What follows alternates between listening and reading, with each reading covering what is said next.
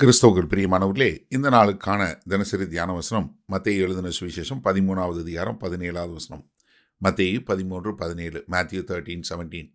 அநேக தீர்க்கதரிசிகளும் நீதிமான்களும் நீங்கள் காண்கிறவைகளை காணவும் நீங்கள் கேட்கிறவைகளை கேட்கவும் விரும்பியும் காணாமலும் கேளாமலும் போனார்கள் என்று மெய்யாகவே உங்களுக்கு சொல்லுகிறேன். இப்போ ஆண்டவர் என்ன சொல்றாரு? இப்போ உங்கள் காதுகள் கேட்க நீங்கள் கேட்டுட்டீங்க, நீங்கள் பாக்கியவான்கள். ஆனால் இதை கேட்கணும்னு எவ்வளவு தீர்க்கதரிசிகளும் நீதிமான்களும் இதை கேட்கறதுக்கு ஆசைப்பட்டாங்க தெரியுமா? எவ்வளோ பேர் தெரியுமா? ஏன்னா நம்ம பழைய ஏற்பாட்டில் பார்க்கும்போது, பழைய ஏற்பாட்டில் உள்ள தீர்க்கதரிசிகள் சங்கீதங்களில் பார்க்கும்போது, கர்த்தரை தடவியாவது கண்டுபிடிச்சிட மாட்டோமா, கர்த்தருடைய சத்தம் கேட்டுறாதா அப்படி ஏங்கினவங்க உண்டு.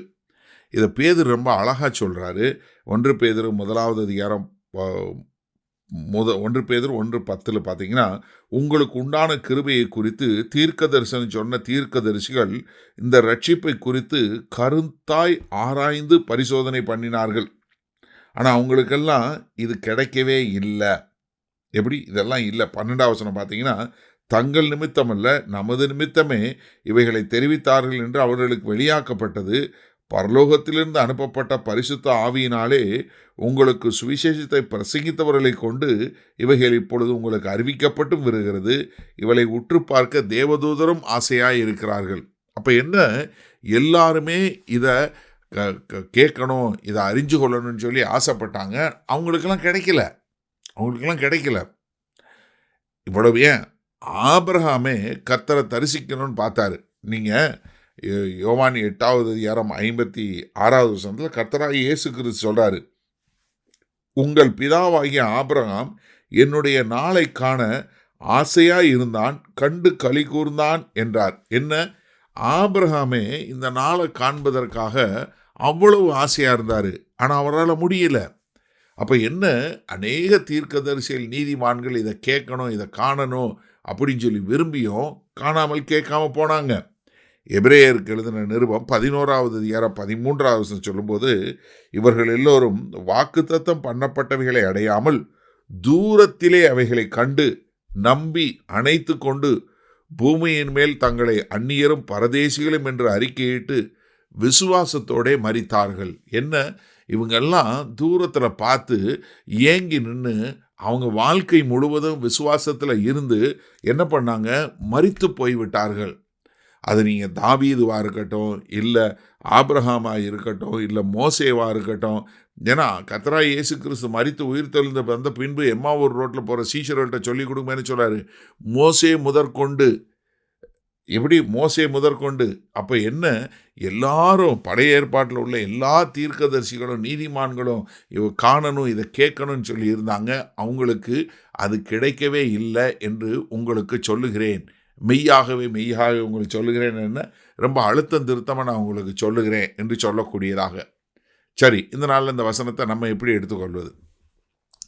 எனக்கு அருமையானவர்களே, இன்றைக்கு நம்ம வாழுகிற நாட்கள் போல ஒரு பொன்னான நாட்கள் கிடையாது. நீங்கள் நன்றாக சிந்திச்சு கொள்ளுங்கள். இன்றைக்கு அநேகருக்கு நம்ம கையில் கொடுக்கப்பட்டிருக்க இந்த வேத புஸ்தகத்தினுடைய அருமை தெரியாமல் நிறைய பேர் இருக்கிறாங்க. தங்களை கிறிஸ்தவர்கள் என்று அழைக்கிறவர்களுக்கே இது எவ்வளோ பெரிய பாக்கியம். நம்ம கைகளில் நாம் புரிந்து கொள்ளக்கூடிய வகையில் தேவனுடைய வார்த்தை இருக்குது, அதற்கு ஏற்ற விளக்கம் கிடைக்கிறது என்பது எவ்வளவு பெரிய மகா பெரிய பாக்கியம் என்று சொல்லக்கூடியதான். ஏன்னா பேதுரு எழுதும் என்ன சொல்கிறாரு, தேவதூதரும் உற்று பார்க்குறாங்க. பழைய ஏற்பாட்டிலிருந்து எல்லா முற்பிதாக்கள் என்று சொல்லக்கூடிய ஆபிரகாமு, ஈசாக்கு, யாக்கோபு, அதற்கு பின்பாக வந்த தீர்க்கதரிசிகள் என்று சொல்லும்போது மோசே முதற்கொண்டு, அது எலியாவாக இருக்கட்டும், எலிசாவாக இருக்கட்டும், இப்படி எல்லாரும் என்ன, கர்த்தராகிய இயேசு கிறிஸ்துவின் நாளை காண வேண்டும் என்று சொல்லக்கூடியதாக. சிமியோன் தேவாலயத்தில் உட்கார்ந்துருக்கிறாரு, நான் அவருடைய இரட்சண்யத்தை பார்த்து விட மாட்டேனா என்று சொல்லக்கூடியதாக. அந்த சிறு பிள்ளையாக கர்த்தராகிய இயேசு கிறிஸ்துவை பார்த்தபோது என்ன சொல்கிறாரு, அவ்வளவுதான், நான் போக தயார் என்று சொல்லக்கூடியதாக. ஆனால் இன்றைக்கு நீங்களும் நானும் எவ்வளவு மகா பெரிய உன்னதமான பாக்கியத்தில் இருக்கோம் தெரியுமா? நமக்கு இன்றைக்கு கர்த்தருடைய வார்த்தை மிக தெளிவாக நம்முடைய கைகளில் இருக்கிறது. அதை எப்போ வேணாலும் கேட்கலாம், எப்படி வேணாலும் கேட்கலாம் என்று சொல்லக்கூடியதாக. அதனால எனக்கு அருமையான சகோதரனே, சகோதரியே, நீங்கள் தேவனுடைய வார்த்தையை கேட்பதற்கு ஒரு ஆவல் உள்ளவர்களாய், பேதுரு சொன்னது போல, ஒரு பச்சிளம் குழந்தை எப்படி பாலுக்காக ஏங்கி தவிக்குமோ அதுபோல நாம் ஏக்கத்தோடு கர்த்தருடைய வார்த்தையை அறிந்து கொண்டு கர்த்தருக்கென்று வாழ நம்மளை ஒப்பு கொடுக்கும்போது நீங்கள் மிகப்பெரிய பாக்கியவான். மற்றவங்களுக்கு எல்லாருக்கும் இல்லாத ஒரு பாக்கியம் உங்களுக்கு கிடைத்திருக்கிறது என்பதை உணர்ந்து இந்த வேத வசனத்தை உங்களுக்குள் எடுத்துக்கொள்வீர்களா?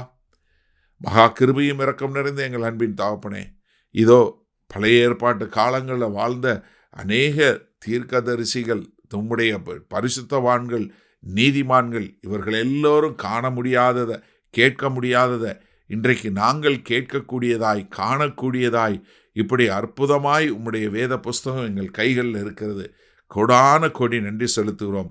அதை உணர்ந்தவர்களாய் வாழக்கூடிய ஒரு நல்ல உணர்வுள்ள இருதயத்தை கொடுங்க. மீட்பெரும் இரட்சகருமாக இயேசு கிறிஸ்துவின் மூலம் பிதாவே, ஆமேன். கர்த்தர் உங்களை ஆசீர்வதிப்பாராக. நாம் இன்று மாலை மண்ணால் சந்திப்போம்.